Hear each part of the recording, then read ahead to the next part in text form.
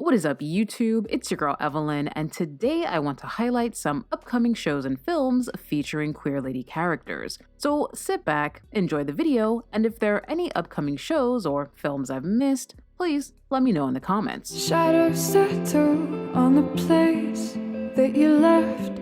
Dreams, (sex, love) is a coming-of-age film about Joanne, who is either a high school senior or a college freshman. I don't do research. The point is, our girl Joanne is young, and, more importantly, madly in love with her teacher, Joanna. That's right, Joanne is in love with Joanna. That's not confusing. Although, it's worth noting that the movie is Norwegian, so there's a 97% chance that I'm mispronouncing both of their names. I don't do research. Back to the point. Joanne decides to write down her feelings and fantasies about Joanna, which seems like a healthy way to work through her teenage emotions. And I'm sure you guys can guess what happens next. How about you just tell us? That's right, Joanne's mother and grandmother read her super spicy queer tale about fucking her teacher, realize it's a motherfucking banger, and try to convince Joanne to publish it.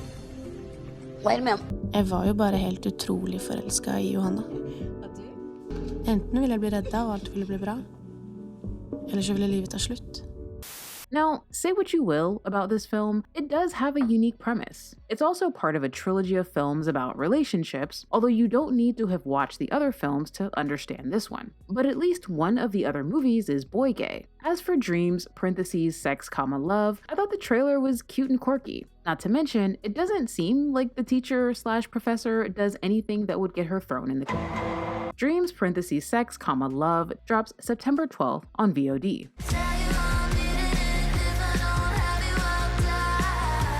Compulsion is an erotic thriller that probably would have killed in the 90s, maybe even the early 2000s, but it is 2025. What are we doing? Fascism is coming back. So Diana is the bad girl, while Evie is the good girl gone bad. They are in Malta, the country. We're not stupid. Committing crimes. I think Diana might be killing people or something.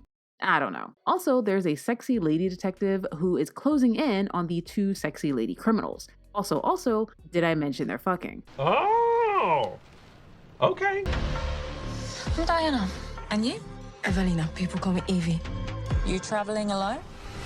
I won't lie. This movie looks awful. And I wasn't even gonna include it in the video because the lesbianism in this movie seems clearly designed to titillate straight menfolk. Ew, ew. But then I read that the director of this movie also directed what just might be the most underrated horror film of all time, 2005's The Descent. And look, y'all know your girl is a horror head, and The Descent freaked me the absolute fuck out. Truly a fantastic horror film. Now, I don't know what happened to this man that he could make The Descent and then whatever the fuck this movie is. We're getting off topic. Anyway, Compulsion drops September 19th in theaters and on VOD. Come out at night.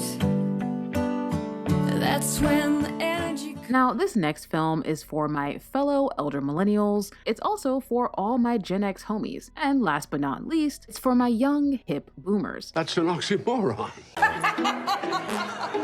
You guys know I was just kidding, right? Lilith Fair, Building a Mystery is an upcoming documentary about the late 90s all-ladies musical festival founded by honorary lesbian icon Sarah McLachlan. Because if there is one non-lesbian lady we should be allowed to claim, it's Sarah McLachlan. Unfortunately, I never got the chance to attend the original Lilith Fair because I was in my early teens and my mother was like, Absolutely fucking not. So now, almost 30 years later, I can finally see what I missed out on. Promoter said, you can't put two women on the same bill, people won't come. That's complete bullshit. And it put a huge fire under my butt to prove them wrong. Now, I wouldn't be me if I didn't have one incredibly petty gripe about the trailer. Okay. Uber talented Gen Z singer-songwriter Olivia Rodrigo seems to be a featured talking head in the documentary, for some reason. Sarah McLachlan, Sheryl Crow, Jewel. I was in disbelief that I'd never heard of it before. And look, I am in no way shaming Olivia for never having heard of Lilith Fair. She was born in 2003, I get it. But what I don't get is her inclusion in the documentary. Again, no shade whatsoever to Olivia. I think she's very talented, homegirl can blow for sure. It's probably just the old in me jumping out. You can catch Lilith Fair, Building a Mystery, September 21st on Hulu and Disney+.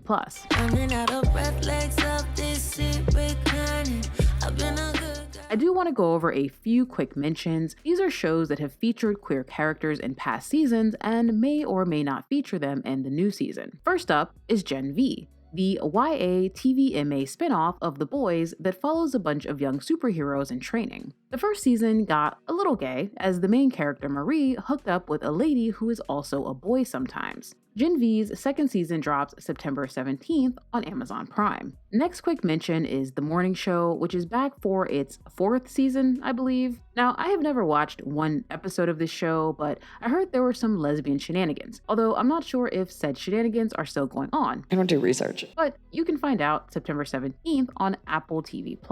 The last quick mention is an upcoming documentary that's not explicitly gay per se, but I feel like gay women might find it interesting. Nailed it. How Home Depot became a lesbian mecca is a 3-part You guys, I'm kidding.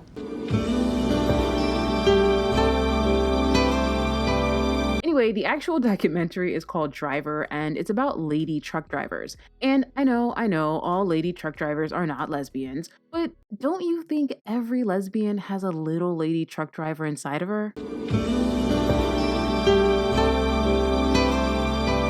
You can watch Driver September 1st on POV PBS, which you can stream online completely free.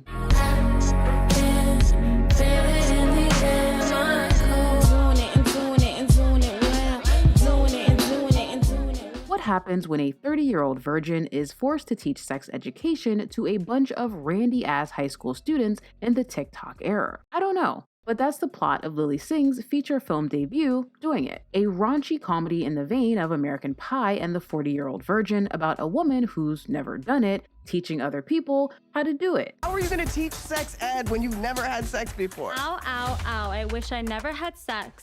Please make it stop. Seriously, Missing, what the hell is this? Now, I have no idea if Lily's character is queer or not, but there does seem to be at least one lady-loving lady character in the trailer. You can catch Doin It September 19th in theaters. Helluva Boss is a chaotic animated musical set in hell that started off as a web series before being picked up by Amazon Prime. I'm totally having deja vu right now. And if that sounds incredibly familiar, you might be thinking of Has Been Hotel, another chaotic animated musical set in hell that started off as a web series before getting picked up by Amazon Prime. Now, I reviewed Has Been Hotel last year or whenever. Time doesn't exist. And I didn't hate it. It was cute, quirky, and hard on the eyes. And Helluva Boss seems to be much the same. Now, I don't know how gay Helluva Boss is, but I'm certain there will be some level of queerness given that it's essentially a spin-off of Has Been Hotel in which damn near every character is queer. You can catch the first 2 entire-ass seasons September 10th on Amazon Prime. And that is it for the video. I want to give a quick shout out to my newest patron, Sheila.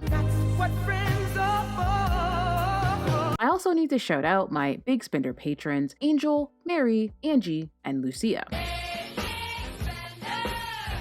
I actually also want to shout out all of my sexy, long-suffering patrons for being dope as hell and not giving up on your girl. Episode 6 of The Affair is in progress as we speak, as is the second episode of my cinematic U-Haul series in which I attempt to watch every lesbian movie ever made. Actually, thanks to this series, I just discovered what has to be, hands down, the most dreadful, ill-conceived, god-awful Carmilla adaptation ever made. It's even worse than The Moth Diaries, and that shit was pretty terrible. I also included some of your suggestions in episode 2, like the boarding school set horror film Seance that does a lot with a little budget, except conjure up a good ending.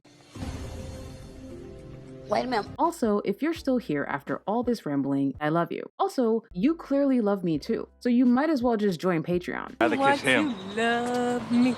You want to hug me. As always, thank you so much for watching. Don't forget to let me know which upcoming release you're most looking forward to, and I'll see you in the next one.